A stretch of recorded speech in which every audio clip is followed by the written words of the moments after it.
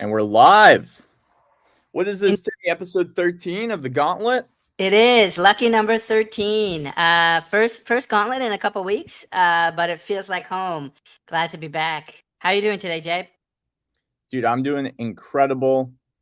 And how are you doing, man?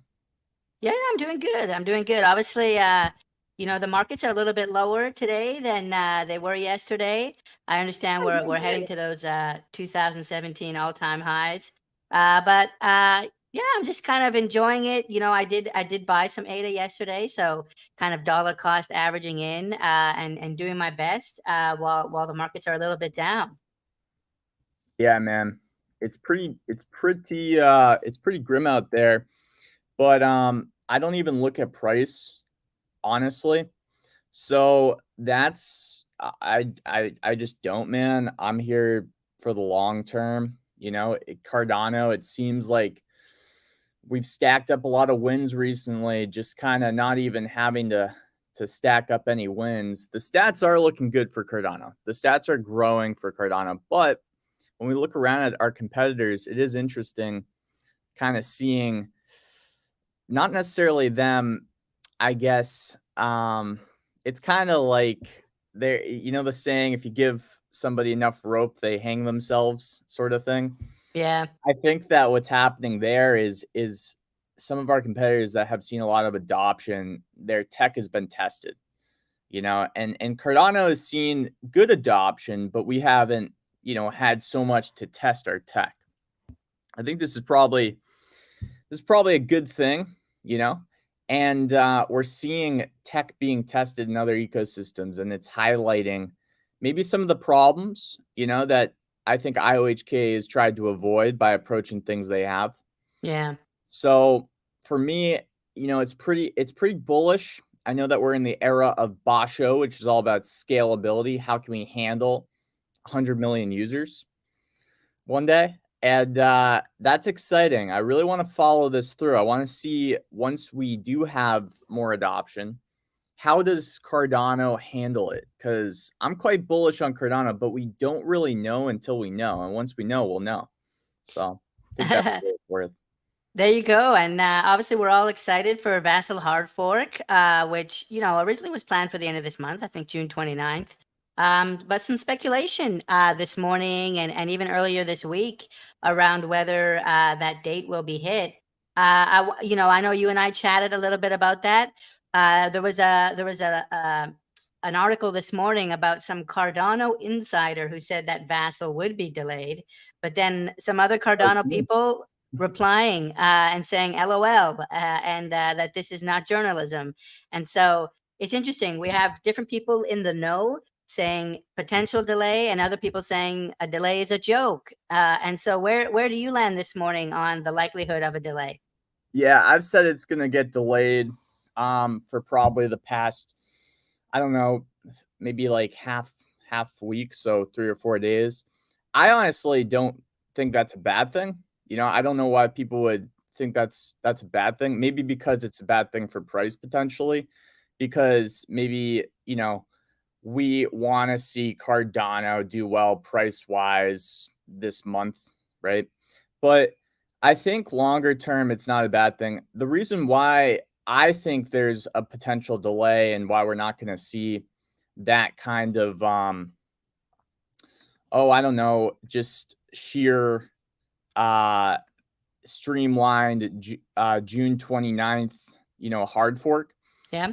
is because at the time that I put out a tweet about it, we didn't have a public test net for projects like Indigo and Genius Yield to implement changes. So I think that that's a big factor. I mean, I think we need a public test net before the hard fork happens, and we're getting pretty close. I mean, it's June 18th. I'm not sure if they have a public test net today. I haven't talked to anybody, but I think that we could see this roll over into July, late July, maybe even August. And to me, that's just development at its best. I mean, it's hard to predict what, the deadlines are for development, because there's a lot of things that need to be done right in the Vassal hard fork. You can hear in the last IOHK update they just had, I think 2 days ago, they talk about how, it's not like an on and off switch. There's a lot of little pieces to this thing. So I could see it being delayed for sure, man. What about you? Yeah, I'm not sure. I'm not sure if it will be delayed. I think, as a lot of people are saying on Twitter and in the chats, that if it's not ready, let's wait. I think, more other blockchains will push things out that aren't fully tested, that aren't as robust, and then we have huge bugs that cost people a lot of money. So if they delay it and it ends up coming out perfectly as a result of that delay, then it's worth it. So I'm not in any rush. I also think like a lot of people are expecting too much out of Vassal. I think it's going to increase throughput a little bit, but I'm much more excited for input endorsers and other things that are coming in 2023.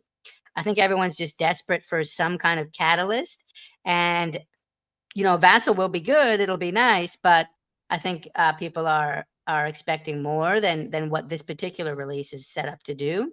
So if it comes late, I'm not too worried. But I would measure our expectations even if it comes on time. This is not like when we released Alonzo or Shelly and those major releases. This is a much more minor release. That's really just about throughput. To me, there's nothing that's not really significant about this hard fork, man. I think that people may look at it two different ways. I think this hard fork will be powerful. It is a very important hard fork, but it's not going to make ADA's price, skyrocket for a Yeah. long duration of time in a bear market. I think if you're in it for the tech, like I am, right? I'm in it to see a Web3 smart contract platform that is succeed. That's what I'm looking for. That's why I'm here in Cardano. That's why I've studied a lot of these different platforms, because that's the platform that inevitably will attract the most capital. Is it decentralized? Do they have a strong governance system laid out? Yeah. Do they have scalability? Is it secure? That's what's going to attract the most capital. Cardano has approached things in a very innovative and unique way that I didn't really expect from Web3 smart contract platforms when I was first studying crypto. Things like Project Catalyst. That's a very interesting, implementation that they've decided to go with. So to be very frank, from a tech, in it for the tech side, yeah, Vassal is going to be laying a foundation for projects to build a lot. Like that's how we're going to get synthetics probably late this year, maybe even into 2023. That's how we're going to get smart swaps. That's how we're going to get lending protocols is the Vassal hard fork will lay that foundation for those kinds of things. But at the same time, those things need to be built after Vassal, and it will take them time to do things right, make sure that everything's safe and secure. That's So right. from a price standpoint, I'm not saying that ADA is going to go to the moon. It might have a moment when Vassal, because every hard fork you see ADA do kind of well compared to other cryptocurrencies, but it's not going to have a long duration of, just skyrocketing to the moon in a bear market when crypto is still considered a risky tech stock. So I'm in it for the tech, and that's why I'm so bullish on Vassal. I think people that are bullish on Vassal and think it's going to overnight change the price of ADA, they just need to educate themselves a little more and understand that like it's not going to be like that. It's not going to happen overnight, in my opinion. Now, who knows? It's the Wild West, so who knows? We'll see. Okay, well, I that's don't kind of know. a I don't more of know. a broader look at where Cardano and crypto is right now. Let's cue up the show a little bit for today. So we have two projects on the Gauntlet today, and big shout out to both of them for supporting J Crypto and I. So we've got Age of Orcs, I believe, is the first one, Yeah. and then Eden 7 is a project. Is our second project, and I believe we're going to try and have both of the teams on. I know Eden from Eden 7 is going to be joining us a little bit later, Yep. maybe about 1 hour into the show. But I think you said maybe the Orcs will be representing. Is that right? Yeah. So I've talked to the team on a Zoom call, and that was really great. Now, the one thing about somebody representing the Age of Orcs today is they're in a place where the connection is pretty rough. So we're gonna try it out, but it's not a guaranteed. Like if the connection's really rough, we'll see how it goes. But we're gonna try it out live, so you guys and girls get to see. However, yeah, they're gonna try to make it, so that's really awesome to hear. And yeah, you know, they're both projects are sponsoring the Gauntlet today. At the end, we do have a very interesting Gauntlet kind of announcement, and we'll talk about that after the two sponsored reviews. But I gotta tell you, I'm excited about both these projects for different reasons. Oh yeah. I'm really excited about Age of Orcs because they're not really coming to the Gauntlet because they have a mint scheduled or anything to sell. They're coming because they want to build a community around the vision, the long-term vision that they have. And it is a metaverse. It is a metaverse. It is a metaverse project. Now it's interesting. We'll talk about it. Eden 7, a bit different. You know, Eden, the way I look at Eden is he's a guy that I expect, based on what he's said, to be here for a long time. Oh yeah. So he's not going anywhere, and he's an entrepreneur.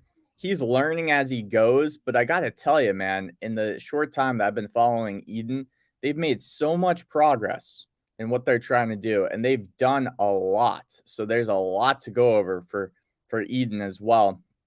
And I'm excited to kind of get into both of these projects because they are two very interesting projects bringing different things to Cardano. So for whatever it's worth, you know, I am excited.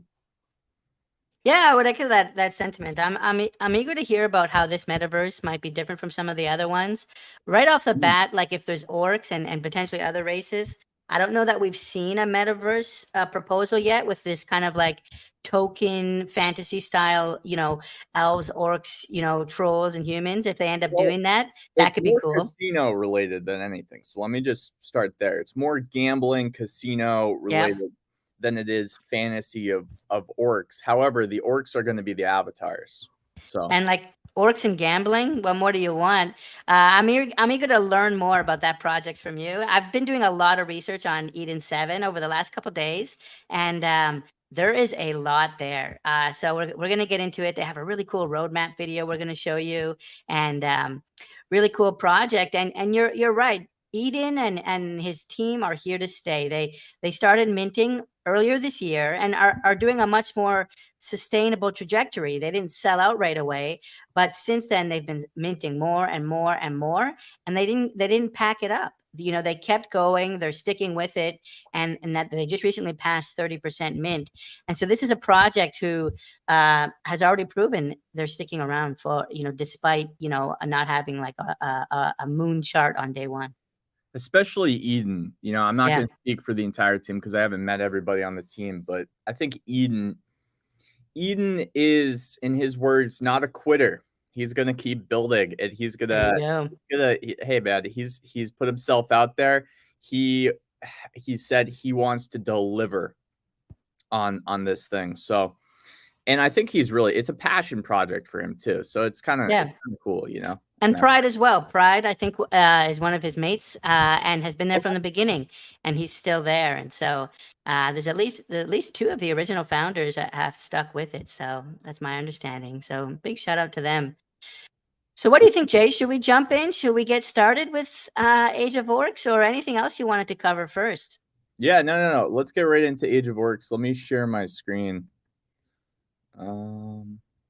Let's do it. You know, I've been in the NFA Twitter space, not financial advice Twitter space, you know, the last few months, really, since it started. There was a period a week ago where everyone was excited for orcs and trolls. And we would have a lot of people join the space and talk in orc voices and troll voices. It was the funniest thing ever. Anyone that's not familiar with NFA, make sure to check it out. But yeah, I'm in the mood for orcs after being in there. Okay. So there was some troll and orc voices. That sounds pretty interesting to me. I'm not gonna lie. Were you talking in your voice? I tried to do an orc, but I couldn't pull it off. Like Daily Upgrade and Ada Man. These guys sound like orcs. I don't know how they did it. Dude, maybe lots of practice, like anything else. So This is kind of interesting, okay? Because the Orcs, yeah, they're going to be announcing the NFT mints for the Orc avatars. There's going to be some benefits that go along with their longer vision. When I talked to the team, it was interesting, and we can talk about this when they come on, but there's been they have experience actually in they have the experience in the startup industry and also in the casino and gambling industry, and they've pulled off a few very successful exits. Oh, wow. So they're coming to Web3 just like they came to their previous startups and companies because they see a massive opportunity here. Number one, for the metaverse. Number two, for Cardano.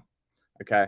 And I guess what they told me is really interesting. They have the ability to build out this metaverse and they can do it. So they have, a good amount of funding because remember, they pulled off a few successful exits. Since this is in the casino and gambling kind of field though, and we'll talk a bit about that, there's licenses to that you need to get in like a lot of different places. So Yeah. that way it's all above board and legit. So they do have some fundraising to do there. But that's all coming later this year. I think what they really wanted to do at first is get the vision out there for their metaverse, explain what it's all about, and build the community. And they also know that, like, though there's a lot of projects that try to sell before doing that, like the community building, they're taking the opposite approach, Timmy. They want to really establish, hey, look, plant the flag in the ground. Here's our vision. They know it's a competitive field. There's all metaverses launching left and right, but they are putting a unique spin on things. And the interesting part is they're planting the flag in the ground of that and saying, look, we want to build a community first and foremost. That's why they're here on the Gauntlet and explain our vision, see if anybody's interested in joining us for the ride. And then we'll launch the first, NFT project of our Orcs. So I just thought that was kind of refreshing. You know what I mean? Because there's a lot of people that take the opposite approach and don't tend to build the community before the launch. Any thoughts on that, Tim? Yeah, I agree. I think it's totally new that they have this casino style metaverse. We haven't seen anything like that. I'm interested about what you were saying about how they're trying to be above board, getting licenses and going through the proper regulations. I'm curious if you've heard about like what jurisdiction they might try and get licensed in. Like, are they going for The Macau US, or I the think US or Canada. Yeah. oh, they're going for like a few different jurisdictions, is what you've heard, or have you not like heard yet? Yeah, I think so. And Oh, we'll wow. have them on to clarify that because to be honest with you, don't take Yeah, anything I say for, gold, yeah. but I'm just saying thoughts that I remember from our conversation. I think a Yeah, couple yeah. That's cool. And you said the team has experience in, the gambling and the gaming space. So yeah, that's really encouraging. So it is interesting, and I think it's the right strategy for this market too. Let's build the community. Let's establish credibility. Let's show people that we're here. So I encourage anybody that's interested in researching and checking out Age of Orcs and then their broader metaverse, Mirage. I'm pretty sure it's pronounced Mirage, the Mirage project. I Oh, encourage you to interesting. go into the Discord and follow along so you can kind of be at the start of their journey. Couple things here. Obviously, a very sleek website, right? They have a little bit about us. They have their roadmap. They have, a little bit about the Orcs. Then they talk about Project Mirage or Mirage. I'm not sure if I'm pronouncing that right. I'm pretty sure it's Mirage. They have a community section and then an FAQ. So Age of Orcs Metaverse. Age of Orcs is an NFT metaverse project built by an already established gaming studio. The collection consists of 5,000 unique NFTs generated on the Cardano blockchain, each with a unique design and style. The Orcs are meant to be the gateway of the project that will later evolve into a fully decentralized gambling platform where you will have the ability to take over a role as a gambler, or more importantly, as a casino tycoon. Let's So, go. so if you own a piece of land in their metaverse, right, your job is to actually bring people into your casino. There's going to be a way to check out what the most popular games are, right? I know the team has researched other metaverses to see which, casino games are more popular, which ones are more used. They've checked out metaverses on Ethereum. They've checked out, in those metaverses, are some of the most used products, and casinos and gambling tend to be some of the most used. I know that too because in Decentraland, there's a project called Decentralized Games, or DG, and they build casinos in the metaverse. And these are some of the most used things in Decentraland. So that's an interesting kind of thing on the metaverse right now for you guys and girls. And what's interesting is the Casino Tycoon, your job is to kind of manage your parcel, right? And make sure that people are coming through and playing the game, because that's how you make revenue at the end of the day. So I thought that was very interesting. And own a part of the fractionalized casino while deciding its future. So I think the Orcs too are meant to be kind of like a little bit of your front face when you are the tycoon, because there's only 5,000. So if this whole platform is successfully built, everything goes smoothly, it's an ambitious project. I'll say that right here and there. Just honestly, it's an ambitious project. And after talking to them, I got to say, I respect the cojones, because they're really set on doing this, but they know the value of building a community. And that's where they're trying to be extremely careful. They're trying to build a community in the best way possible, because they know that that's the most significant part. If you don't have people in your metaverse, it's, what is it, right? So that's pretty interesting. You can check out the roadmap here. Okay, they're very early. This is very early. So this is why I encourage people to go in the Discord and track their progress.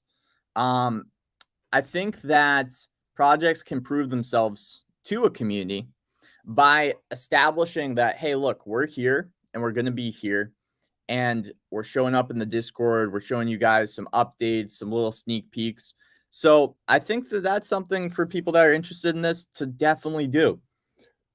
Spend the time now while no one's looking, because this is what VP talks about, Timmy. No nonsense Forex. It's like in a bear market when nobody's looking, if you can spend the time, and this is not financial advice, but if you can spend the time while nobody's looking and find these projects that are building, right, that have money coming into the ecosystem too. That's important, right? They've had a few exits that have been successful. Yeah. And kind of track them. Well, while everyone's playing catch up in a couple of years, you'll have seen the projects and what they've done and kind of know the lay of the land. So that's just general advice. You don't even need to invest, but definitely join the Discord and just see what they're doing on a daily basis. That's what I would really encourage. They do have the thing I liked about this roadmap is there's nothing too like unaccomplishable for the rest of the year. There's a lot of things here that are super accomplishable, and it's, going to take time to build this thing out, but they're not promising the moon. They know they need to approach this slow and steady wins the race. So I encourage people to go and check out what kind of, how early they actually are. This is just a first glimpse. It's still early. Mm-hmm. And that's all I'll say on the roadmap. So let's take a look at these orcs, because they're already kind of 3D if you haven't noticed. So they're ready to roll. What's interesting though is okay, you can check out the rarity. Every orc will be unique and non-fungible, delivered from the uniqueness of their special traits, all very carefully crafted. I am told there will be benefits to holding an orc from the potentially even some of the revenue that's driven from the metaverse. They're still playing around with that, so I don't want to box them in onto any promises, but I am told that the orcs will benefit from the broader vision as well. Any thoughts on this so far, Timmy? I like the look of the orcs. Actually, are you able to click? Does it go larger or not? Maybe not. If No, not, that's I'd good love to see feedback, the fur. The fur on that purple one looks pretty cool. On his coat, I like that. That's probably the one that I would go this for. one? Yeah, I like all the different fashion. Like, it seems like they have a wide variety of fashion of the different orcs and the different mouths. Look at this guy. Yeah, you like the with the tongue out, a different kind of mouth faces. Yeah, a lot of variety. It's super broad. You got the I think this is like a little bit of a samurai looking pelt. I wonder how it would look with like more of a flat background. The gradient is nice, but I feel like a little bit more contrast between the orc and the background would be nice. Oh, look at the hairstyles too. There's a ton of variety here. Very cool. That's good feedback. Yeah. So I mean, it's very early for this project, but obviously they wouldn't be on the gauntlet if they didn't want to start the process of building a community. So if you guys and girls have any feedback too, either comment it on the gauntlet stream, or you can simply just go into the Discord, give the feedback as well. I'm sure the team would appreciate it. I think they are trying to build a community, and with that, they want to hear what you guys and girls have to say too. It doesn't mean every suggestion will be, implemented, but it does mean that like they can look at every suggestion and think if it's practical to implement it on their end. Is that fair to say, Timmy? Yeah, I agree. I also kind of think like these kind of casino-based projects, gambling projects do seem to kind of fit well, like with crypto. Like a lot of us are speculators, trying to make gains. And not everyone is, but a lot of us are. And you're seeing a lot of poker tournaments being held by Discord communities. You're seeing, in fact, like Space Pugs and a few other projects are coming together to build like a poker game. Cardano Crocs Club has a mobile poker game coming, and so there's definitely this trend of poker and kind of gambling within the CNFT community and more broadly in crypto. And I was thinking about this a lot because I was like, what's the appeal? And if you want, Timmy, while I say this, if you want to just check to see if maybe the team is ready to come on in too.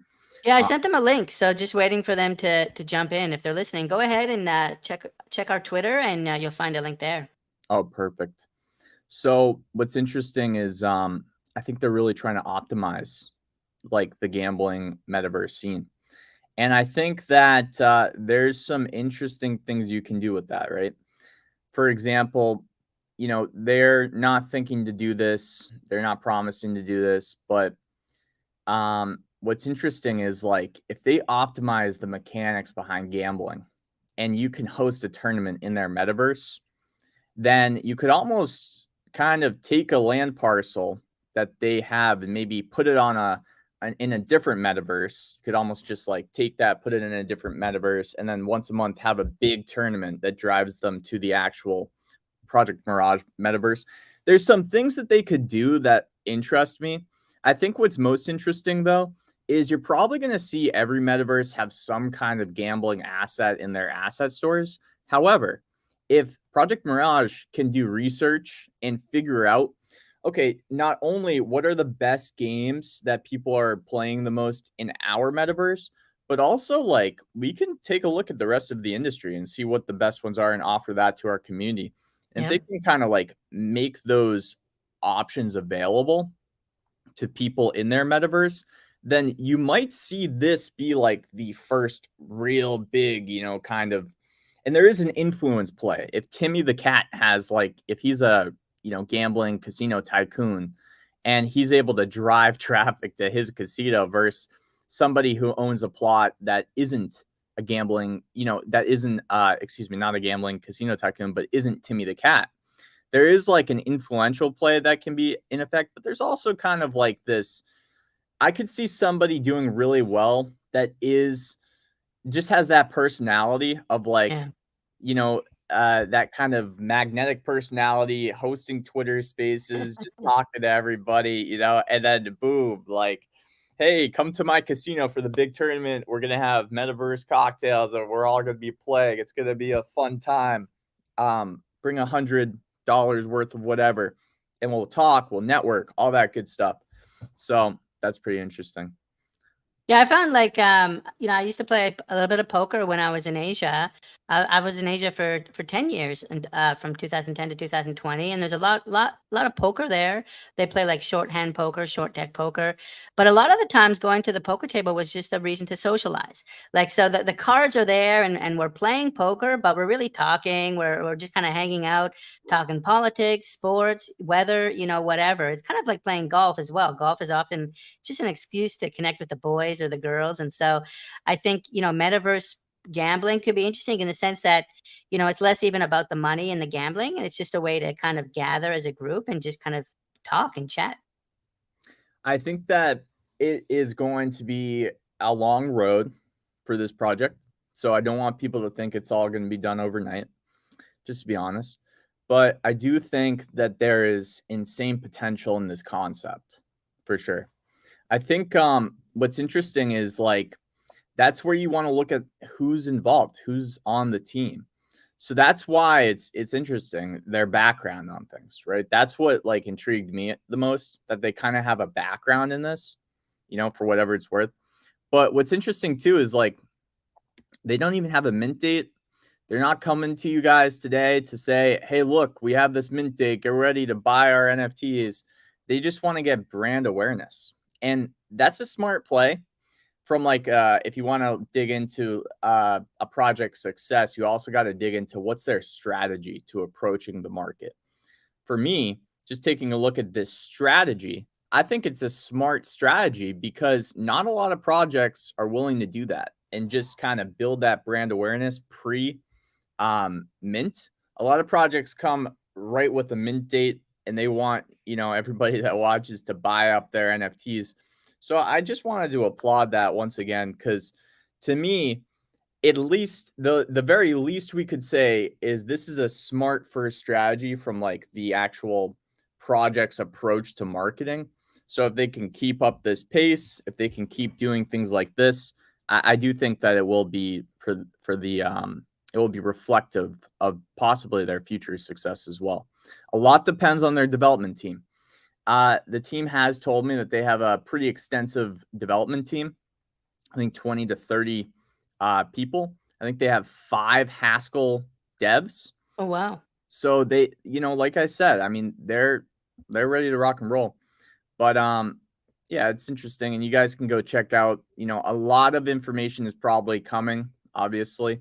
But, they say how can you get whitelisted for the Orcs? The easiest way to get whitelisted is to just be active, contribute to the community, invite new members. How long have you been working on your project? We have been working hard on the project for several months, trying to perfect everything and over deliver quality. So that's kind of cool too, that they've been like working for a while. And I believe they have almost 2,000 followers on Twitter. So they've been around, but I think that they're picking their spots and trying to slowly build that community because they know that this is a long game. Cardano, Project Mirage. Mirage is the first decentralized gambling platform on Cardano. The Mirage project will be a functional pre-built casino metaverse project with more than 2,000 different gambling games in a partnership with an already established top-notch betting company that we are already in contact with. I do remember them mentioning this. So that was pretty interesting. So they're already in partnership with a top-notch betting company. How can I use my Orc NFT? When you purchase an NFT from this project on the Cardano blockchain, you will own that specific NFT. Permission will be granted to anyone holding an NFT from the Age of Orcs project. There will be no limitation rights to use, display, copy, and modify the purchased NFT art. So there's some kind of interesting things you can just do on that front, even by just getting the Orc. I think they're really trying to make a compelling offering, meaning that the holder holds the full rights to use it. So you could rig it up and use it like Timmy the cat. You could be an Orc on a live stream, and you could be like, "Hi, I'm Nancy the Orc, and I'm coming to you with some Cardano news today." Well, that's not what an Orc would sound like. Do an Orc voice. Dude, that's exactly what a modern Orc would sound like, Tim. I think you're judging him by his looks. Okay. Come on, man. You don't know Orcs. Like, there's you can't judge a book by its cover, man. All right. That's fair. Your NFT will grant you special perks in the metaverse program. So that's interesting, right? Because what are those perks? Well, give them time, because I think why they're leaving that vague is they don't want to come off as promising all these things to make their orgs sell. They want to try to test to see if the community itself believes in the vision, and that's why the org should sell before giving an idea of what those perks are. I also think that it's healthy to give projects like these that are so young, but have like some experienced people behind them. I'm not saying it doesn't have experienced people. I'm just saying it is early for them. And that is true. It is early. Give them time to think this through, man. There's so many projects that will promise the moon, but just, not deliver anything. So it's nice to mention that, though. So you get full rights with the Orcs to use them however you want. That's already kind of a utility. I mean, we've seen what happened with debag MFers, right? We'd like to see maybe what kind of license is behind that. That would be my feedback. Maybe if it's a CCO or something of that nature, or what kind of solidifies that to protect the users. That'd be kind of interesting, right, Timmy? I think so. CCO is a big thing right now. Love to see what the D-bags did there. So yeah, hopefully they lean into that. You will get token airdrops and will have a chance to roam the metaverse with your Orc NFT. So that's pretty much that. How can I use my Mirage NFT? So this is coming later.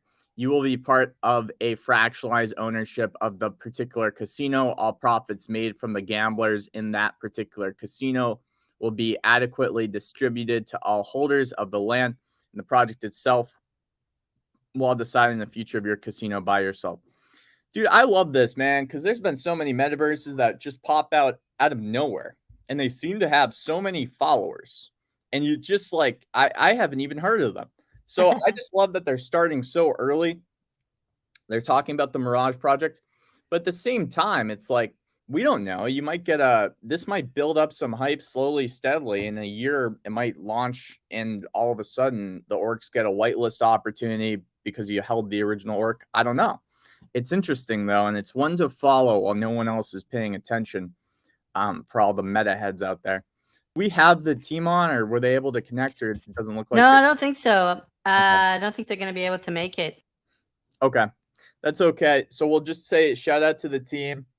We hope that the team enjoyed this. They sponsored this review, but it was actually a pleasure to do this because there wasn't like any selling there. You know what I mean? Like, it's just exposing what they've already done. And I think that's kind of special at times. And we love to do that. So thanks for the team for sponsoring the Gauntlet. And I'm going to be following them. I'm not saying I'm going to mint an Orc or, actively participate in the Discord every day, but who knows? Maybe I will mint an Orc, and I will at least they're on my radar. And as you know, Timmy, we like to follow the metaverses on my channel. So Yeah. I try to keep Metaverse. things on my radar. It's good to keep things on your radar. And they're on my radar at the very least. And on not just your channel, you've got a couple Twitter spaces, I think, that are metaverse related. Why don't you drop, like, what time and day are you doing Twitter spaces these days? Oh, well, Timmy, people don't want to come and listen to me and my co-host just ramble on. No, I'm just kidding. Yeah, we do the Metaverse Monday. We've been honored to have some very special guests there. That's 6 p.m. to 8 p.m. I think Eastern time? Eastern time, excuse me. Yep. This we've had Eden on. We've had Rob and Josh from Cornucopias on multiple times. We always love when they come on. We've had Joshua Miller from IOHK on. We've had Nice. Last week we had IOHK Johnny as well, who's kind of doing a lot for the DeFi Alliance on Cardano. So yeah, it's a great space. And then Sunday we also do MetaVenture Sunday. I have two really awesome co-hosts for both spaces. For MetaVenture Sunday, I have Subcritical, just knows a lot about DeFi on Cardano. And then No Nonsense VP is just an amazing macro economist.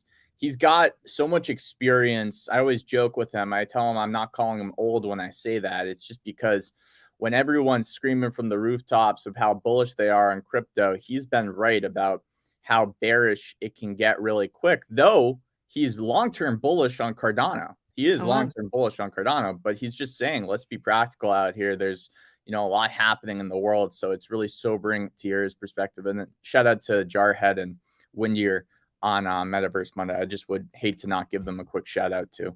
Of course, friends of the channel, friends of everyone. With that, should we go ahead and cover Eden 7, maybe. I think we have a few Eden 7 family in the chat. Shout out to Adaman from the Not Financial Advice NFA Twitter space. They run pretty much every night. They might even be having a space right now.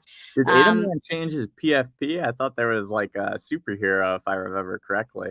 But This shout is the out one. to Yeah, they're always changing for Adanauts or for whatever the current project is. And then TPAT also looking forward to learning more about Eden 7. Yep. Ape yeah, Nation. that's awesome. Yeah. Shout out Yeah, to I Ape had a chance to Nation. talk to TPAT and in a Twitter space too. And I think it was one of the first Twitter spaces he came up and actually talked. And I'm glad he did, man, because I think it's, it's awesome how many people have gotten into Web3 and are starting to build a personal brand, and all that stuff is great. All right, so let's jump into it. I want to get into Eden 7, and we're actually going to have Eden on the show today. But first, I just want to walk you through the project at a high level and kind of where they are. As Jay Crypto said earlier, they've done a ton of stuff. Yeah. There's a lot of stuff Eden has done, man. It's deep. Yeah, It's it's deep. deep. There's actually 4 collections on JPG Store already for this project. They have a wicked roadmap that we're going to walk you through. The roadmap is a video. Shout out to like Overexposed who did something similar. But I really love what Eden did with his roadmap video, his June roadmap. We're going to show that to you. Talk about their collections, their item system, and then we're going to have Eden on himself. So let's get started. This is the Eden 7 website. And how beautiful is it? I love when the websites properly reflect the theme and the aesthetic of the project itself. And you can see it right here. The project's NFTs are these kind of animated characters. And so you want to see a website that has these bright colors, high saturation, just really playful, kind of animated website too, right? There's all kinds of animation going on here. With the number that just came up and other things that are popping in. So really good job on the website. I understand Eden himself is a developer, studied computer science, knows a lot of JavaScript, and so nice work on the website here. The address is eden7.io. Eden7.io. Maybe Jay, if you can throw that into the chat while I go, that'll be super helpful. I saw somebody asking for Age of Works link too, so I'm just going to throw both of them in there. Nice. So here it is. This is their website. And what I want to do is actually start with their story. They've done a lot of wicked work building out the story. And so we're going to start there. You can see the story tab here. Let me actually zoom in though, so you can see the text a little bit better. I think let's go for that. So it starts off talking about how long ago there was this world with an ancient civilization, and everyone was equal. So both in ability and treatment. So basically everyone was equal. There was no individual thought or freedoms. Everyone was kind of equal in this world. And it was all thanks to the goddess Mir and the great tree of Eden that stood at the center of the world. And so you can see the goddess Mir here and the tree of Eden in the center of the globe here. And so this is kind of setting up the premise for how it was before. There was this tree at the center of the world, and the tree had these fruits on it. 7 different fruits, apples really, were on the tree. But there was a commandment from Eden: thou shalt never venture to the base of the Eden tree. So basically the commandment was for all of these people: don't go near the tree and don't eat them apples. But lo and behold, one fateful day, a group of 7 decided to venture to the base of the tree and eat some of the apples. Now, this was a big problem. The apples before, what would happen is the apples would fall off the tree and land in the soil. And the nutrients of those apples, there were special powers, there were special nutrients in the apple that would keep the tree alive. And so it was very important that those apples continued every season to land on the ground and act as nutrients for the tree, very special apples. Well, these 7 people went to the tree and they ate the apples. This is tree food, but a bunch of these humans, these characters ended up, what's that? Timmy, just real quick, man. Would you have been one of those 7? Would you have eaten the apple? Oh, I definitely would have eaten the apple. In fact, I may have eaten the apple. There's one of these that are cat-like, and I am a kindred spirit with the Nico version of the one that ate the apple. So yes. A descendant. I'm a descendant. Yep, I'm a descendant of the Nico, the cat race. And so 7 individuals, they went down there, they ate the apples, but it wasn't free. As soon as they ate the apples, they started to transform. The reason why is each of the apples is associated to one of the sins in the world, the 7 deadly sins. So you guys might be familiar with like the sin of greed. And so one of these characters ate the apple of greed, and now his head was filled with grandiose visions of getting everything that the world has to offer. So this was the greed apple, and created this greed race. From there, another apple was the sloth apple. So when one of them ate this one, he became cat-like, very fast reflexes, speed, and keen senses, but just like cats and just like me, very lazy, very lazy. But beautiful tail there. You can see the nice pointy ears. Hey, buddy, I'm digging that cat. So that's the one that I'm going to be going for. The sloth race, the sloth sin. All of the 7 deadly sins are represented, though: envy, lust, wrath, pride, and then the final one down here is gluttony. And now the gluttony one is a special one. I actually want to dive in on a little bit. The person that ate the gluttony apple, his eyes fused into a single grotesque eye. His skin turned blue. Shout out, hashtag blue skin gang. And he was filled with massive hunger. And so he would start eating everything and anything. And so this is kind of one of the most extreme ones, the gluttony apple. And he became a race that ended up going underground. He had to hide underground into the caves because he was just eating everything, and probably embarrassed about his grotesque transformation. And so this is how we ended up with 7 different races. Basically, all of the descendants of the 7 that ate those apples created 7 different races. And so those are the 7 races of the Eden's 7 world. 7 deadly sins. 7 deadly sins, 7 races, and they're all now individuals, right? The apples bestowed the gift of individuality, freedom of thought, and choice. And so it also gave them eternal life. And on this day, sin entered the world. And because sin entered the world, the goddess Mir decided to leave the world. So now we had just these 7 races of sinful creatures, and the goddess left the world. Except there was one message that the goddess Mir left with the descendants. The goddess said, "He who manages to meet me at the top of Eden shall reign supreme." Okay, and so now the 7 races compete for control of the world tree. And can I just say too, Timmy, like that's the story, but honestly, they have like, and the story is important.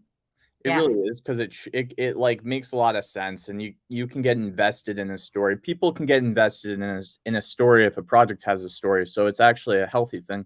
The thing is, though, I just want to say they've done a lot of development. They have a lot of they've had a lot of kind of sneak peeks of what the game will actually look like. It's a very Pokemon-esque.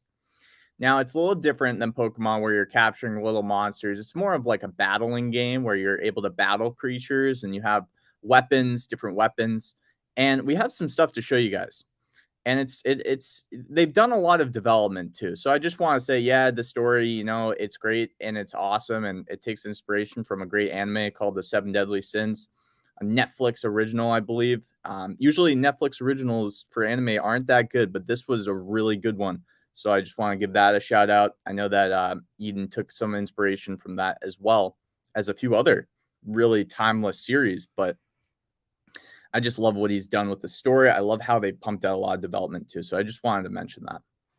Yeah, you're right. They have done a lot of development, and they're in the middle of doing a lot of development now. And actually, I think what I'll do is I'll share my screen and I can show you. Oh, hey, Chenzi, good to see you here. It's been a while. Had to throw that up there. Yeah. Big supporter of the channel. So I want to show you their roadmap video. This is one of the coolest things I've seen in a long time. Cool. It gave me awesome flashbacks of like Final Fantasy on the Super Nintendo for myself way back, like in the 90s. And so I thought it was really well done. And this is just the roadmap video. It's totally nuts. So let me go ahead. I'm going to share. I want to make sure I can share with audio, because I've got a wicked audio track on here as well. Let's do this. Okay, here it is. And I think what I'll do is maybe, yeah, we won't go full screen, but we'll do this and hit play, and hopefully we have audio. Do you hear audio there, Jay? Yeah. Okay, good. Let me rewind it and check out this roadmap. This is what's coming up for the project. And we'll have to read it out loud, Tibby, because just in case people, it might be a little small, so we might. Yeah, and it goes a little fast too. You want to try to read out.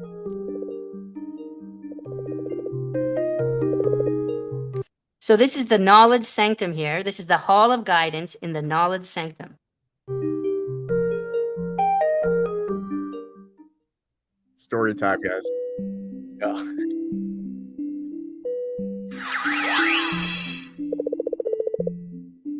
So their mint is reopening. They actually started minting much earlier this year, I think around February, and they then they paused the mint after a period. The policy was about to lock, and so they minted the rest of the set, and now they have a really cool faucet. And even though the policy is locked, you're still able to mint. So check out their website, and they're still minting now. The price is only 50 ADA, which is less than $25 US, which is really, really cheap right now. So it's kind of cool how that played out, that right now it's, they're still minting and it's a lot cheaper to get it in terms of fiat.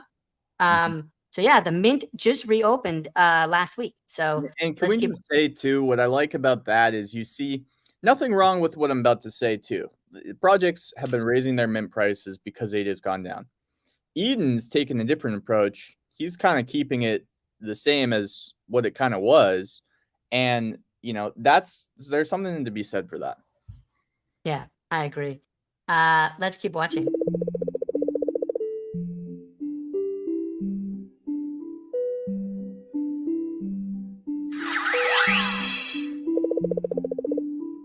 So holders of the Eden 7 NFTs are going to be able to vote on the game development. What you're looking at here is their actual game.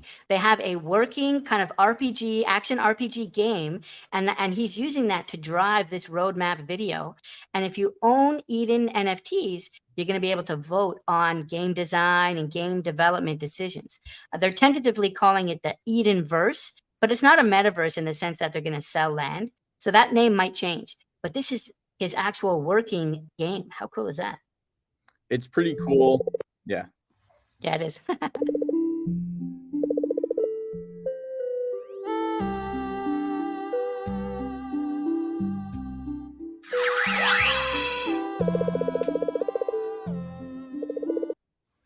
Oops. Oh, this is much better.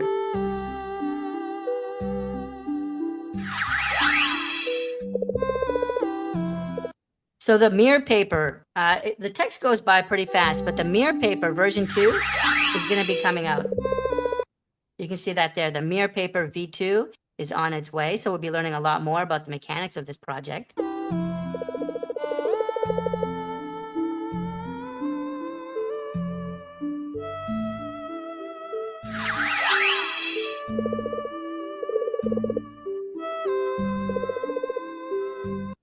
So he talks about the King's Crest there. I'll actually just play it through while I talk. The King's Crest are a very special ability. We'll actually have Eden come on in a minute and explain how those get used. But there's only 7 King's Crest items.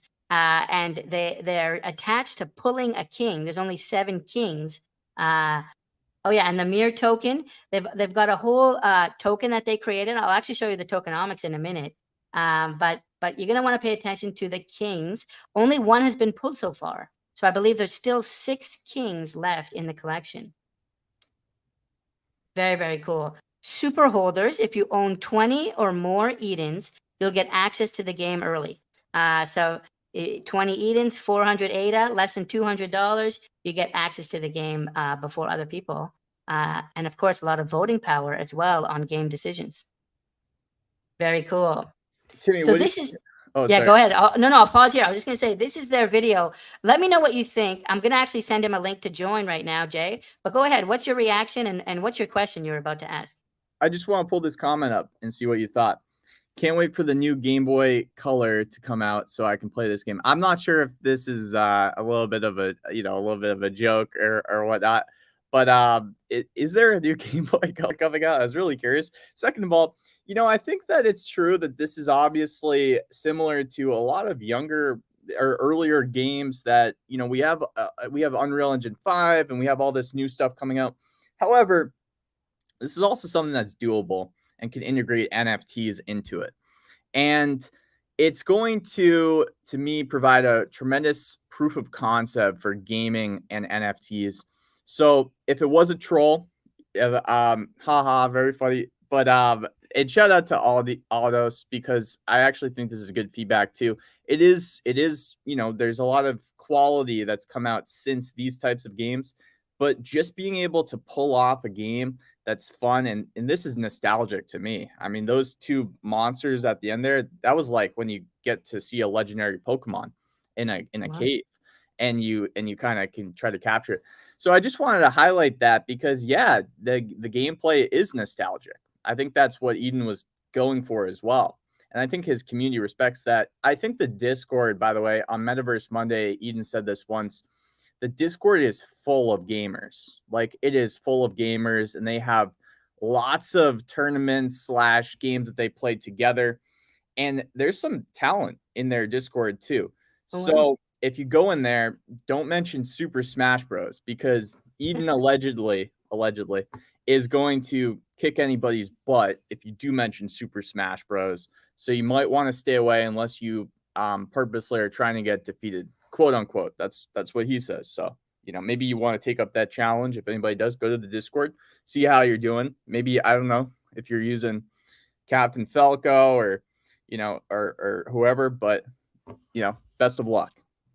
Yeah, and we were chatting with Eden yesterday, and he was showing you some of the mock-ups of some of the items in the collection, and it sounds like a lot of them are inspired by like popular anime characters, right? It was so cool to see you and Eden connecting and recognizing, oh yeah, this is from this collection, this is from this collection, all kinds of throwback to popular anime series.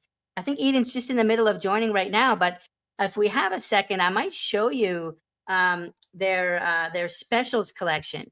Let's actually go ahead and do that. Let's swap over to here. Oh yeah, there I see Eden there. So we'll bring Eden onto the show in a second here. But this is the Eden 7 specials I wanted to show you. And actually, maybe we'll bring him on while I'm showing this. But this is, remember, Jay, we were looking at this. There are a bunch here that you were saying were actually related to popular anime series. Is that right? Listen, man, Eden knows his stuff when it comes to Yeah. anime. Okay. Yeah. I'm an OG. I used to listen, in high school, it was not cool to like anime. In fact, if somebody saw that you liked anime or had, like, I don't know, a phone case of Naruto, they would probably say something 6 feet away that you could slightly hear under their breath to somebody like, ew, like, that person has a Naruto phone case. Like, he's weird. It's come a long way since. It's culturally relevant now. So I've been through the gamut of seeing that whole process occur. I got to tell you, talking to Eden, he knows his stuff. He knows his stuff. All right. Speaking of Eden, let's actually bring Eden onto the show here. I see him backstage. So let's bring him on and have him help us explain this project to you. Here we go. Hi, Eden. Can you hear us okay? Yes. Hello. How are you? Hello, boss. Thanks so much for joining us. All good. Glad to be here. Thanks for doing the project justice so far. I'm here, and J Crypto, Smash Bros, don't do it. Dude, hey, I told them, Eden. It's up to them at this point. Don't do it. It's up Don't to do them. it. Hey, That's listen. Anybody who wants a challenge, there it is. It's set. The gauntlet has been thrown, as they say. Yeah, sure, definitely. So glad to see all of you guys here. I wanted to just hop into sharing my screen, if that's okay. I think that'll be the best way to get across what we're trying to put out.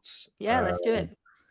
Give me 2 seconds. 1 second. Shout out to Kabi, by the way, while we're waiting, because that's a hilarious comment. Share the screen. Tommy Coin runs the Dojo Twitter space on the weekends.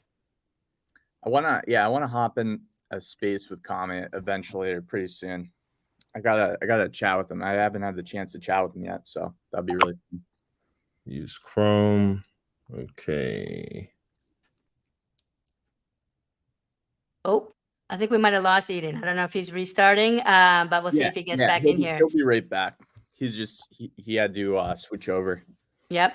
But it was cool yesterday when we were looking at all the characters and seeing how they relate to anime. I'm back. Let me bring you up. You're back. All right. Yeah, nearly lost you guys for a second. Sorry. You guys got me on One Piece. I started watching One Piece yesterday. We can talk about that maybe a little later. Let's get your screen on here. Oh, did you watch One Piece in the end? I did. Yeah, I did. Just heads up. We're broadcasting your screen now, Eden. So you're all set. Yep. Okay, don't worry. So in terms of the actual Edens themselves, I guess it's best to start on actually showing what we've got. So we have a very nostalgic collection that is based around the fact that we're gamers, storytellers, and I myself am 31, about to be 32, and I've had over 20 years of experience just reading and consuming different types of fiction in the world of fiction, anime, gaming, and that really comes across in this collection. It's very simple, and we dub it simplistic complexity. So we have some parts that are purposely simple and just easy to take in, and a lot of parts that are complex, and they will remind people of different anime tropes. So I'll just run through this. Yeah, all of these are pretty clean. Wings, weapons, all different types. We have mobile phones, paintbrush. And yeah, it's been really fun to kind of put this together. This is actually one of my favorite. And you'll see the auras based on the story that you read. So this is Pride. So these auras at the back are very rare, and they embody the individual sins in the story. So okay. Yeah. Yeah, and greed, maybe the yellow gold one would be greed. This is gluttony. Gluttony. Okay. Yeah. And then we have another one for greed. This is just a random accessory. People remember this from Naruto. It was inspired by Naruto. The Gaara sand move. Yep. Shadow hands. Always good to have shadow hands. This is envy. And you'll see the different races as well. We have the angels, the aliens, and so on and so forth. And aliens are different because they've got one eye pretty much. And yeah, this is from Bleach. You'll remember the helmet if you know about Bleach. And obviously the Goku type gi. Yep.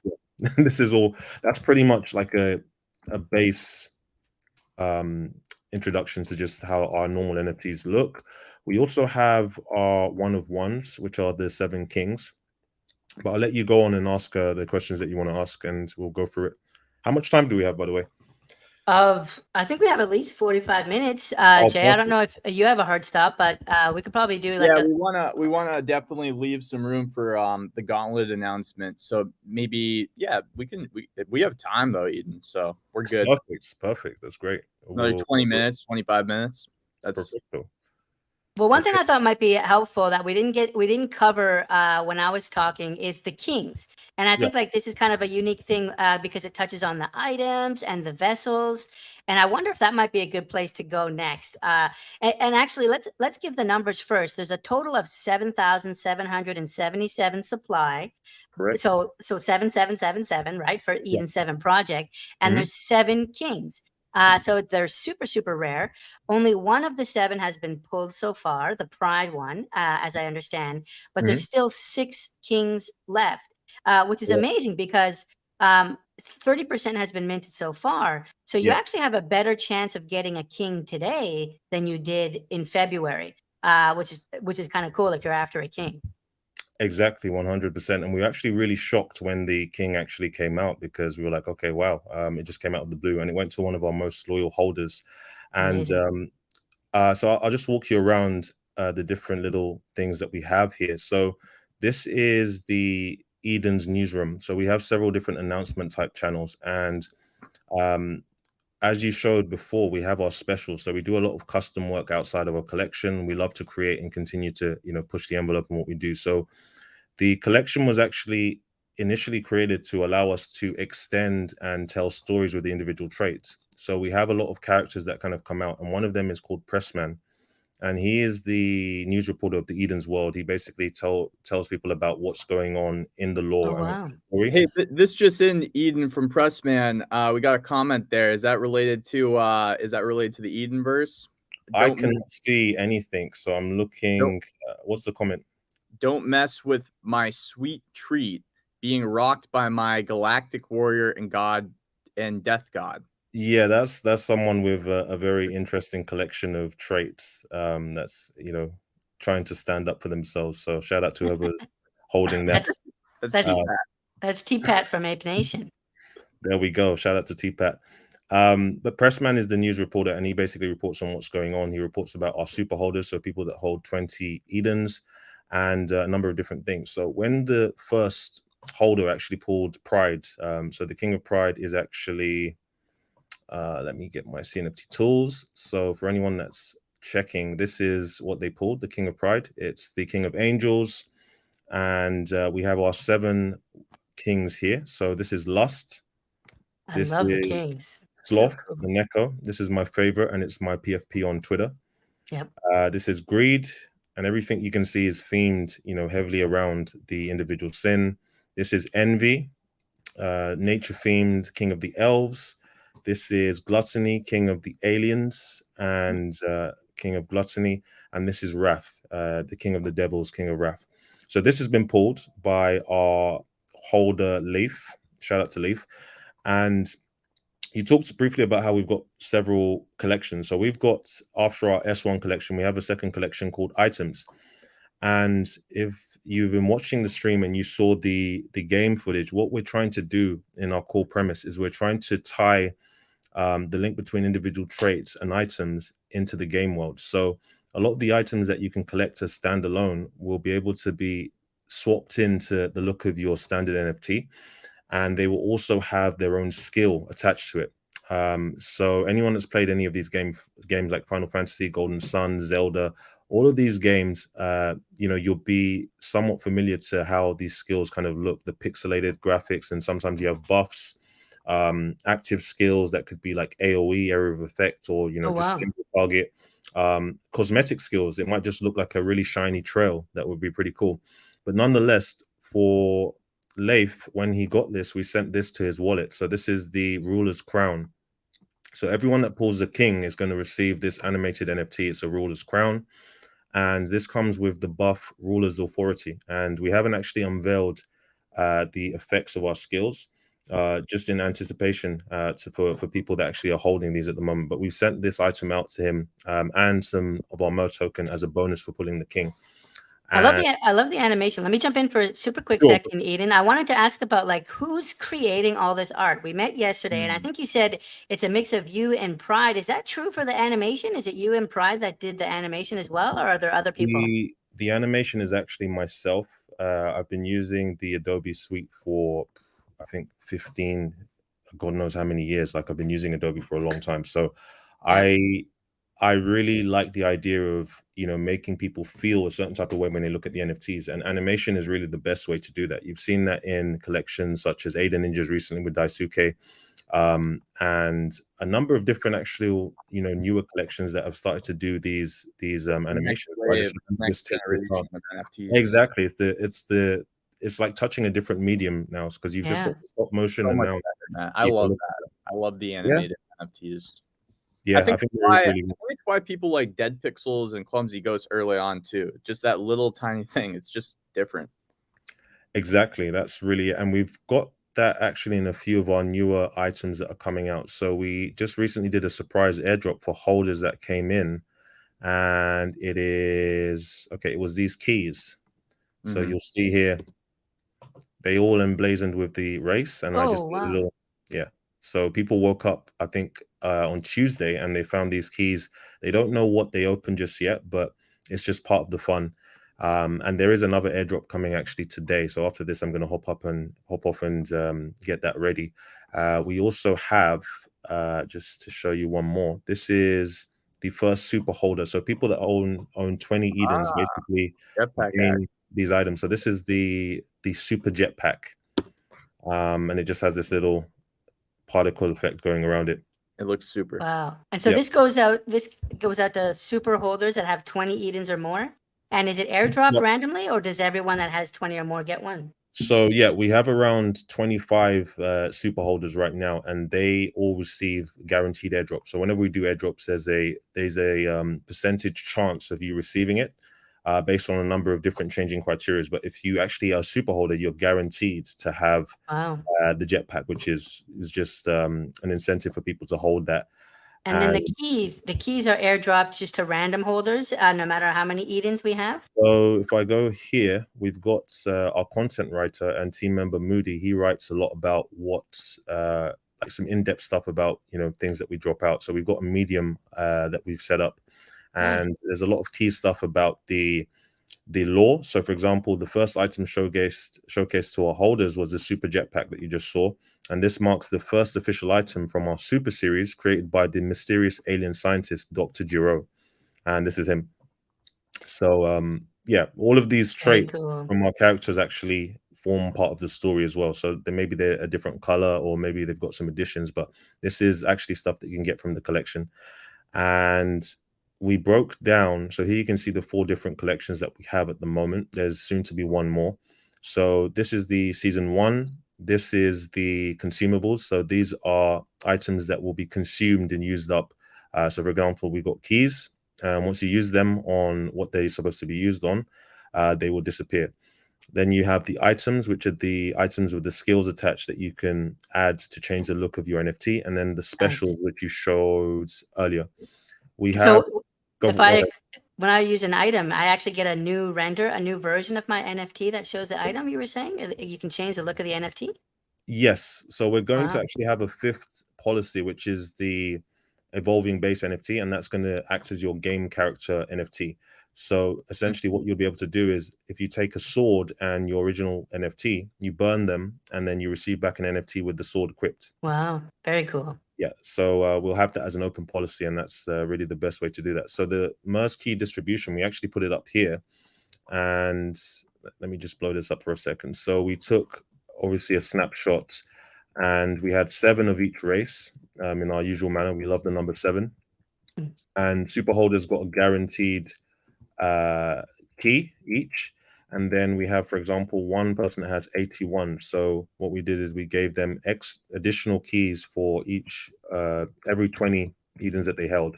And then we went down the list, and it ended up being 41 wallets that we actually dished out keys to. Yo, Eden, let me say something real quick, because this might not be super obvious to everybody. What Eden's done here is a couple of things, but one thing that's really cool, and what I think more collections hopefully incorporate, is this massive element of collectability. I mean, just by having these super holder dynamics and that kind of, hey, look, we're going to continue rewarding you. You have a guaranteed part to play in these airdrops that we have that will greatly be incorporated into the game. It's incentivizing holders to collect more of these NFTs, and the more people that get into this project and discover this mechanism. So I think that that's an important thing to highlight, man, because there's the NFTs are collectibles still, and you got to have collectability. It's really healthy to have in an NFT project. So props. Thank you. That's the way, really. It's like, I want to create this immersion, and dropping keys for me was just quite a funny and in a weird way sadistic kind of thing of just like, okay, we're going to give you keys, but we're not going to tell you what they open, and we're going to just leave you to that. And there's going to be a lot more of that as we go along. We could drop anything, and it's really just what we create and what we wish for the rest of the project. So I'm really excited for doing more of this, definitely. When I talk about immersion, so if you come into the Discord and you look at the story section, sorry, there's a lot of channels at the moment. So we have the story also here before we put it on the website, and we have a map. So this is the world map that we created. It cost me $5 to actually create, and it just gave people a sense of the world setting. So this is the first area called MERS Cradle, and it has MERS tree, so the world tree that the goddess basically lived in, and then it has all of the individual settlements that the Seven Kings, broke off and went on to form. And then we have the Dark Continent on the top left, which is just an area that pretty much points to an expansion of the story, or a possible expansion of the story. And that leaves us room to, evolve and let things change over time, which is great. Our mint, we've got the mint instructions here, and the mint is pretty straightforward. So Timmy, thanks for obviously mentioning that we're using a vending style machine faucet.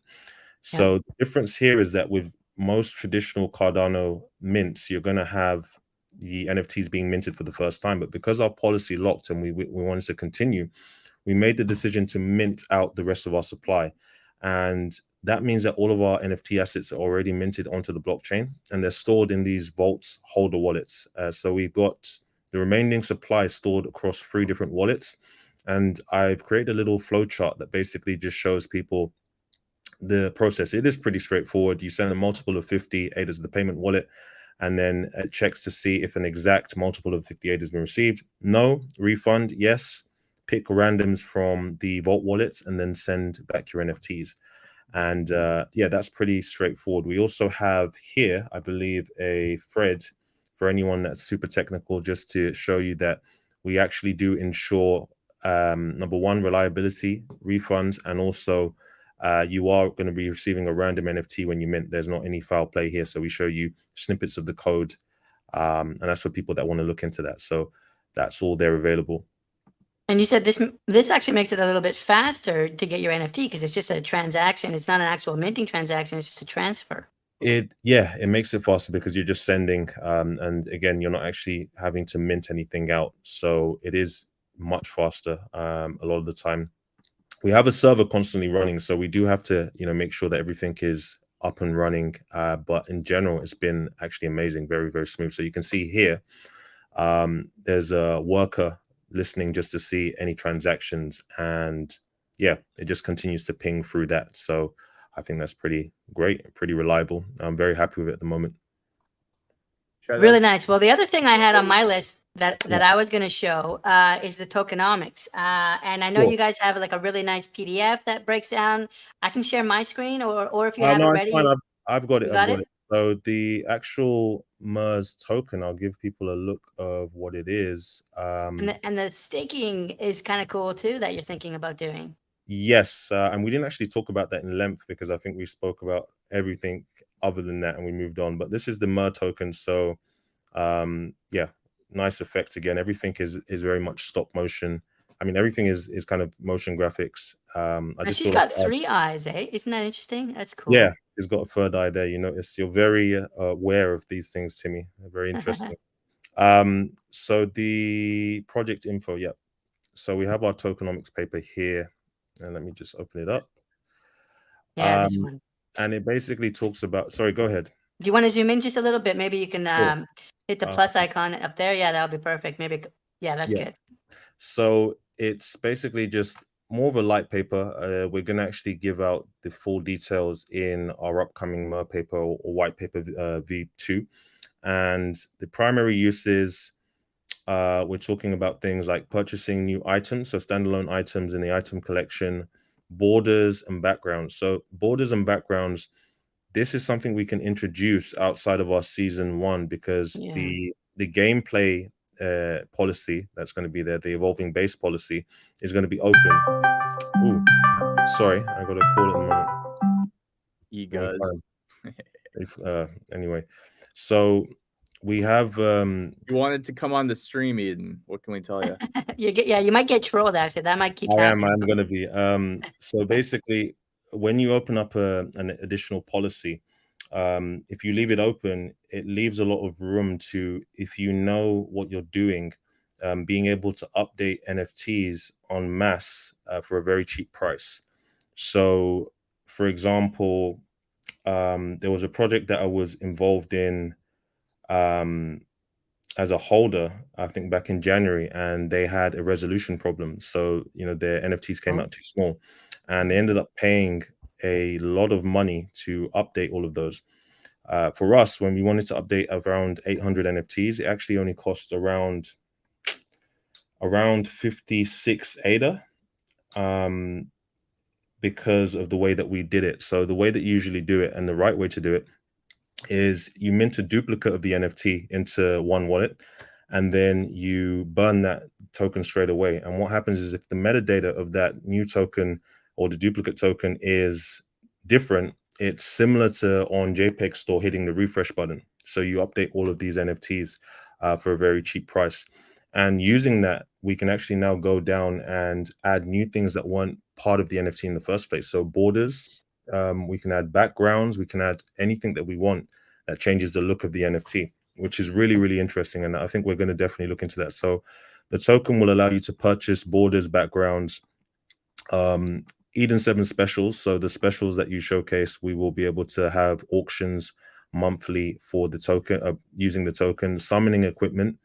So this is where basically in game, if you receive an item, let's say you beat a boss, and you basically want to walk around with the sword, you can go around and do that. But if you wanted to actually unlock the skill and the potential that comes with the sword, you'd have to summon it, which is going to cost you tokens. And summoning is essentially minting into your wallet. So once you mint into your wallet, it's going to check for the NFT version of the weapon there, and then it'll say, okay, add this skill to your skill book or unlock this skill. Nice. So that's where we're talking about the summoning. A number of miscellaneous quality of life functions. So if you've played any mobile games, I'm a big fan of mobile gaming. They have like a primary kind of premium currency like gems, and the Mir token is going to be that premium currency for the Edenverse. We have an access to a number of weekly tournaments where you can go on and win special prizes, maybe some rare items or a number of different things. And playing in the Game Emporium, which is our arcade, where there's going to be a number of different mini games and things to time. We saw one of the mini games yesterday. It's kind of cool. This Yeah, ball of fire. It wasn't an official mini game. It was actually something that I just put together. And let me find it here. So it was like a destroy the targets. And I just made this for fun, just to show people how it kind of goes. I like the music. Yeah. The music is a whole nother kettle of fish, to be honest. So there's a countdown at the top. Yeah. Yeah, so there's a countdown at the top, and then when it basically ends, I just added a little cutscene. So he failed, and it's like, why was that so damn difficult? So cool. I love these message pop-ups. It reminds me of Final Fantasy Tactics also. I love that game. Stop it. I love that game. That is really my game. I like Tactics Advanced though better, so we might be a bit different on that. Obviously stressing that this is a project utility token. I really did not want to dive into the Pandora's box that is pegging your token to ADA, because once you lose people money, there's no going back really there. So you can always move forward if you start in a simple way, and that's what we did at the start. The numbers breakdown is pretty basic. We've got the Central Reserve of Eden. We've got some for the team, our partners, giveaways, holder airdrops. We've done our first round of airdrops, and there will be more as we get through the rest of our mint. Staking rewards. How did the airdrop work? If I own just a couple Edens, did I get some of those tokens, or is it only super holders? So over the course of 4 weeks, every week there was a snapshot, and the snapshot basically recorded how many Edens you had in your wallet. So none could be listed on a smart contract marketplace. Right. And what we did is that because our overall cap is 100 million, we actually capped it at 10 million based on the population at the time. And what we said is that we will release the cap in stages. So we're going to go from the 10% capture where we're at now to 25% to 50% and then 100% as we get closer to. I think it won't be based on the mint. It will be based on the community. So we're going to just gradually see how we go as we expand. And I think that's going to be the best way to do it, because a lot of people put out all their tokens straight away, and it just creates a mess, and it's not good with the tokenomics. So that was based on each Eden held. So I think on average you had maybe 230 MER tokens per Eden held, and that was pretty much it. A lot of people have their MER tokens sitting in their wallet, and they're waiting around for the next opportunity to earn, which is definitely coming up soon. And that's it. That's the Mer tokenomics at the moment. Yeah, we just broke down what was going on. That's the phase 1 airdrop, and that's it. So yeah. All right. It is a bit retro. I see Adaman. It's definitely retro, but like, I mean, obviously Adaman said that in a good way. It's interesting how nostalgic it is for multiple generations, even.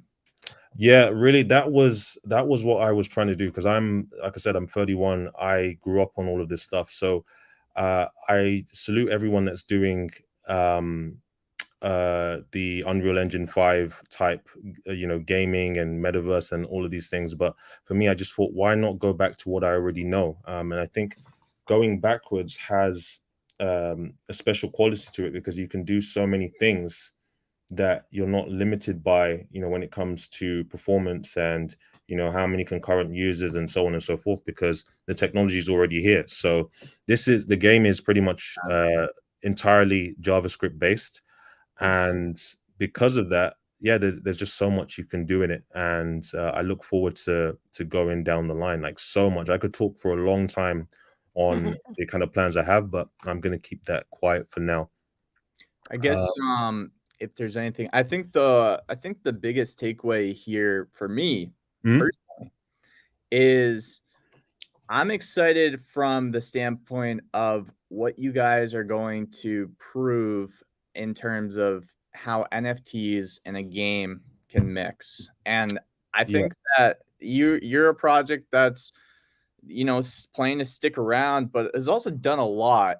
And I feel like there's going to be some very interesting proof of concepts in your journey. So I'm going to be following it from that respect, as well as a few other respects. But that's the aspect that I'm most excited to look at your journey to Eden.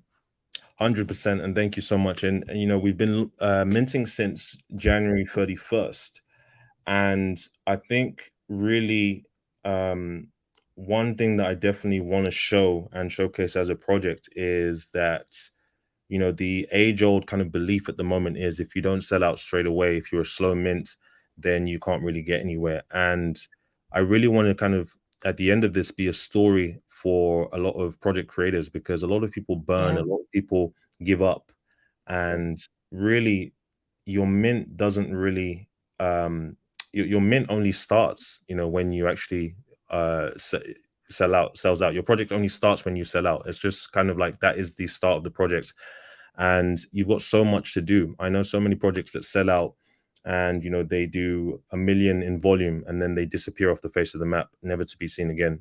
And really, with the upcoming situation in the market, we're looking at a situation in which the people that are still left standing when we come out the other end of whatever we come out at, Bitcoin is at what, 16, 17, 18K.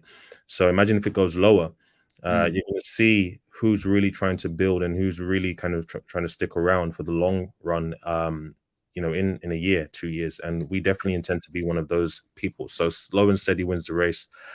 And I think also, Eden, if you look at like some of our blue chip projects like Space Buds and Clay Nation, I don't think they sold out like day one, right? I understood that both of those projects, from what I understand. Clay Nation was like 4 hours. I remember, because I minted about 30 of them, and then I sat around just thinking, when is this going to sell out? Yeah, I remember that too. It was 4 hours. Cardania is a good example, though, because Cardania's mints have historically taken a while, and yet they're building. They've had a lot of success. I mean, they sold out on their terraforms, obviously, and there was a moment where they were a top 3, project in a few different stats. But I think that there's something to be said for founders that can withstand that blow of not selling out in 4 hours. I actually like that. I think that that's a good sign of an entrepreneur that's willing to just, hey, look, we don't care. Like, we're going to keep building. And obviously we want it to sell out, but we're going to make that happen through will. And we're not going to worry about if it doesn't happen right now. We're just going to keep building. So I think that's a great thing. Yeah, no, I agree. And it's, to be honest, like there is somewhat something to be said for, even like on my personal journey, I've had to learn over the course of what now 5 months, how to actually fully sit in the role of being a project lead, owning and running an NFT because it is a business. It's not just a project. I think we're tricked by the word project, and it's actually a business and something that you have to nurture and you have to build.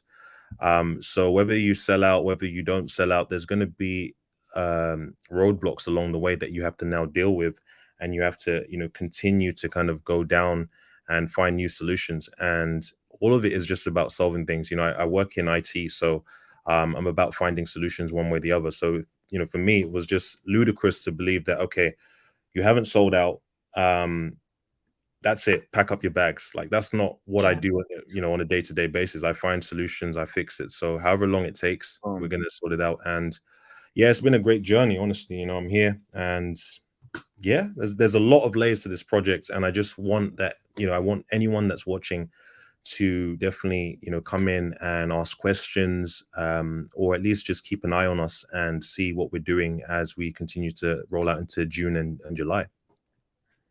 I like it. Trust in founders, the founders that are going to stick around. And you've already shown an ability to stick around when it wasn't easy, for the last few months. And so this is a team, this is a founder that I believe, will stick around through crypto winter. And that's what you're looking for. And exactly. In the next, and by the way, too, it's not like we're all over with the bear market. Like, there's still time to be tested. So I think that there's an opportunity here for Eden to literally really prove. And I think I just feel it, he's not going anywhere. And there's people that, it's easy to say, we're going to be here for the next 10 years. But hey, this is a guy that's still here right now. Left and right, people are dropping like flies. So keep an eye on Eden, because obviously the longer he sticks with it, the more trust is built. And I think the community already feels that right now. So we're getting there. We're getting there slowly. Just even so you can see. Do you want to share your screen again? Give me a heads up if you want to. It's off right now. Oh yeah, sorry, my screen was off. My bad. Okay, I'll let you share again. Yeah, you want to share right now? All right, let's do it. Okay, so just going through the Pokemon Center type deal. Yeah, that's Edensoft.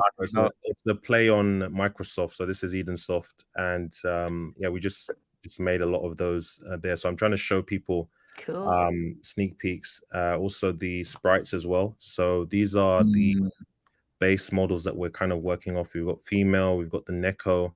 We're actually, so in terms of the team, we have about 5 members now, and we are expanding. I had the honor of speaking to a pixel artist that is ridiculously talented from the Philippines on, I believe, yesterday. So I'm waiting back for, her kind of interview process, which is, it's pretty much going to consist of just getting us these base models and doing an 8-way run. So right now we have a 4-way run. So it literally runs up, left, in the four directions. But we actually want something that's more dynamic and smooth. So 8-way, and she's basically doing a mock-up of these, a bit taller, a new, fresh look. And if that comes back well tomorrow, then she will hopefully join us as a solid member of the team. She's really good with animations and good with pixel work. So hopefully we can actually make that happen. And in general, we've got this culture of showing people how we actually build things. So this is how we built one of the specials. One of our most loyal members, Murphs, basically submitted this. And we kind of went, okay, that's cool, but let's, hold my beer. And then we went round and we came out with this in the end. And this is Asta from Dark Clover. Well, it's inspired by Asta. Obviously, no copyright, don't get me in trouble. Yeah, exactly. And essentially, all of these pieces actually become part of the storyline. So they actually become part of the world. We can work with the recipient on the lore. And yeah. Somebody said the famous nickname Lollipop Man. They said back away from the camera, Lollipop Man. You're too close. That was it's fine. I'm here. They call me Mr. Lollipop Man because one of my first docs videos was actually me consuming what appears to be a lollipop, and they haven't let me go since. The final thing I was going to show you is that so these maps that you see in the video, they're not very easy to create. They're actually created by myself at the moment in a program called Tile D. Wow. And it's a kind of interesting map editing software. And on the right, you can see just in the little corner here, we have tile sets. So all of these individual pieces, any house, any kind of building that you see is constructed with these tile sets. And yeah, you actually have to build it brick by brick, square by square, just to kind of get the look. So a lot of hours are spent actually building these. That's the roadmap level there, right? Exactly. That's the Yeah. wall of guidance. You see, remember, you've been watching. It looks good. Yeah, so we're just really, again, the just to kind of wrap up on my part, the base premise of this project for holders is that, you know, you get to come in and actually help build a world. So you get to see the world as it's built, and actually see a game built from the inside out. I know, shout out to the person that's waiting for the Game Boy Color to play the game. You know, we're not going to play on Game Boy Color. We'll be on a browser. We will move to mobile at a certain point, but when you're doing game development, just as when you're doing websites, you have to build for one medium before you move on to the other one. You can't actually build.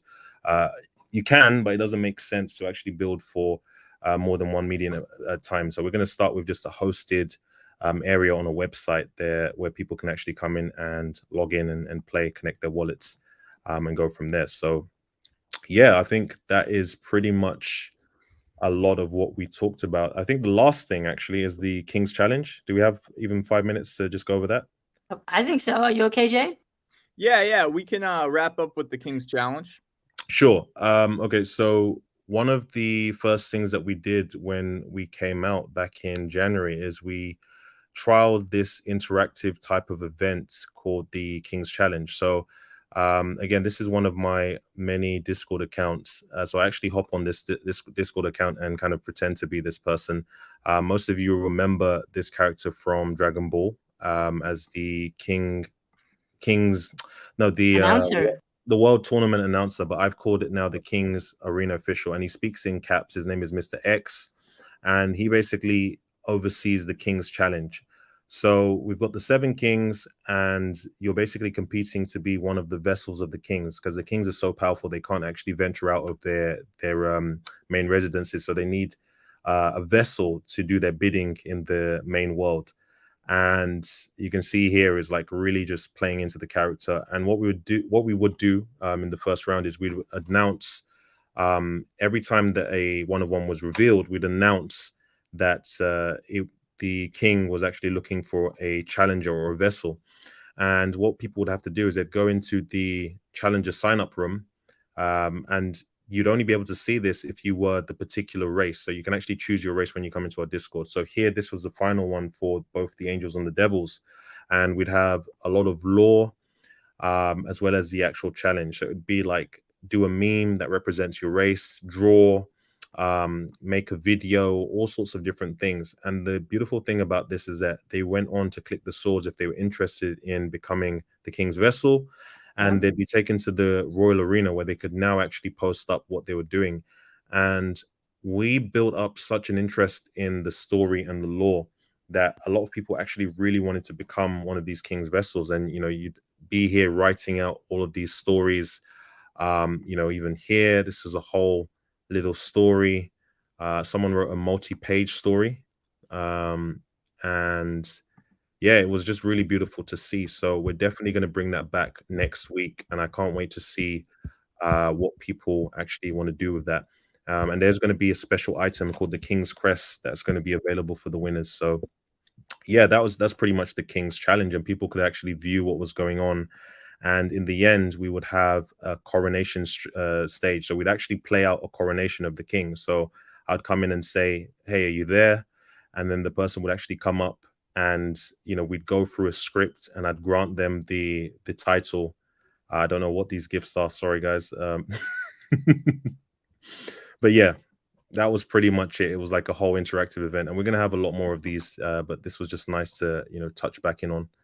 And that's pretty much it. I've talked about a lot of things. I'm sure there's things that I've missed out, but I think that covers the general gist for anyone looking. Yeah, and I think you're right, and I think the visuals will help. I just want to say, to kind of end this too, like go to the Eden 7 Discord, and there's a reason why I'm saying that. you're not going to know how deep this culture is until you do it. I've talked to a few people in the Eden 7 community, and that's what they really say. It's a place to go. It's a destination. So definitely go into the Eden 7 Discord if you have any interest, right, in minting and whatnot. Definitely go there to start, introduce yourself, say what's good. And allegedly, you do not want to mention Super Smash Bros. Do not mention Super Smash Bros. Krunker is starting to become a thing. So if you want to play Krunker, we're trying to actually have that whole wing of gaming as well. So we have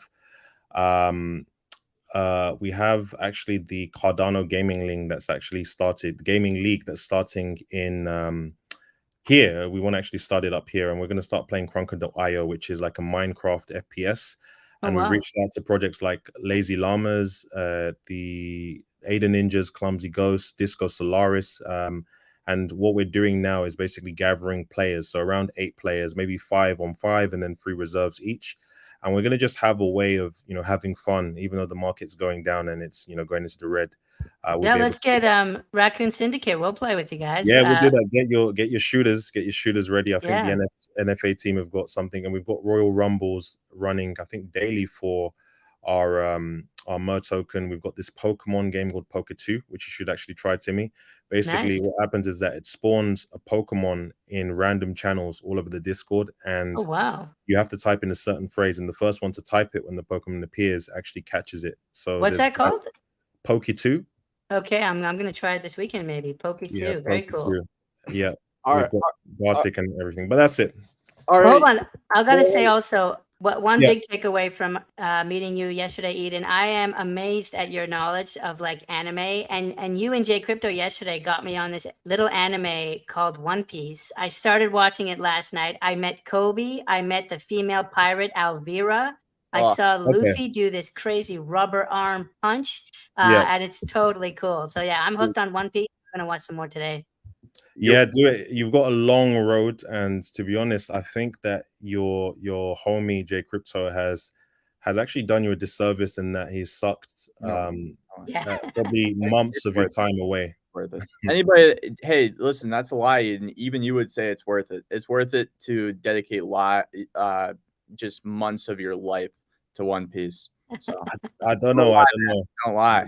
I probably should do it after we mint. Stories. So how old are you, Timmy? Me, I'm older. I've got a 4 in front. I'm 40. So yeah, I'm an older guy, but I like it. Yeah. Damn. Okay. Well, if you got the time, that's in cat years. He's only, if you got the time, if you got the time to do it, then fair play. But if you don't, it's a long time.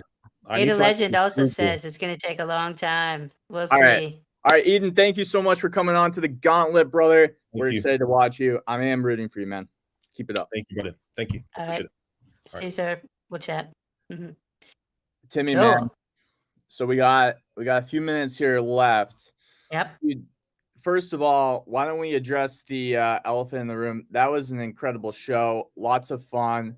Maybe we should just kind of, lots of comments too. What were your quick takeaways from the show before we get into the final announcement here? Well, what stands apart for me is, it seems like Eden 7 project and Eden 7 himself as a person already has like a big following. He's well connected in the community. And so we had a lot of people from the Eden 7 project.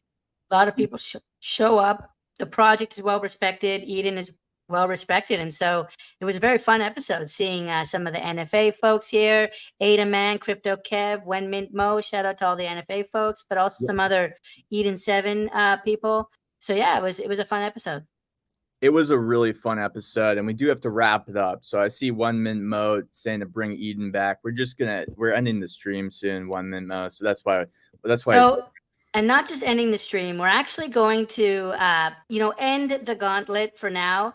Maybe we can announce that now. I think today, number 13, the 13th unlucky episode of the Gauntlet, I think will be the last episode, at least for a while. Let's lay a little bit of a... So we haven't done the Gauntlet in a couple of weeks now because Timmy the Cat has been wicked busy. He's actually starting an NFT project. He's running a stake pool and whatnot. The other thing too is like we're we love doing Twitter Spaces and meeting these guys and gals, but for me, I just, I'm going to taper off on the sponsored reviews of projects and really focus on Cardano and what I'm interested and spend a lot more time on my channel to do that. You mean It's like broader Cardano, not NFT specifically? whatever I'm most interested in at the moment, Timmy. It's Nice, just nice. really, I think, important right now in this bear market to stick to education. And that's why I'm just going to taper off and really double down, because there's a lot happening right now. It is a bear market, but I just think it's better for long-term reputation as well. So this was the last Gauntlet, guys and girls. I mean, me and Timmy might bring it back from, the dead as like an impromptu, probably not a sponsored show though, in Yeah. any way, shape or form. I But think also I blame NFA. We got NFA. We got these other really good Twitter spaces now that are great venues to promote your project for free, right? It's very free to come on to NFA. It's free to come on to Metaverse Mondays. And there's a lot of action happening in crypto Twitter. I think Twitter is where it's at right now. And so, yeah, I'm also not doing sponsored content like on my channel. Jay Crypto is not going to be doing sponsored content. And I would encourage projects that are listening. they're like long-term, well, for example, Pavia supports the channel. There might be a Right. couple of projects that I really, ambassador programs. There's talks of that for another big metaverse project that I really like. So I'll do some of that stuff, but the little sponsored reviews, dude, there's so much to learn right now, and I just want to maximize the value for my audience. So I just want to stick to those things, and as do you probably, right? Yeah, I mean, I'm going to be doing less videos, less video content. I need to be super focused on Raccoon Syndicate. I've got my minter already built for timmyverse.com for my stake pool. I built a minter, but I need to modify it a little bit to be able to do like a 5,000K collection in August. So I'm busy programming. And also our game runs on Plutus. And so I'm doing a little bit of Plutus programming to actually run the Raccoon Syndicate game for after we mint. And so I just need to focus on that.